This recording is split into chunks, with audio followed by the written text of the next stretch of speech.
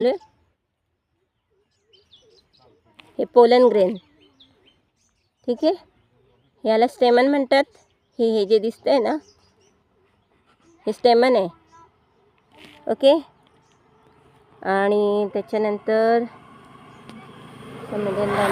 हे बघा, हे दिसला हा व्हाईट कलरचा, हा इथे दिसतोय, हे बघा, हा इथे वरती, इथे हे बघा, टाईल्स, आणि ह्याच्यावरती हे स्टिग्मा।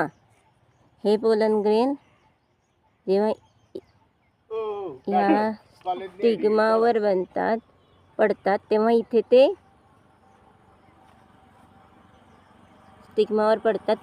ते जर्मिनेट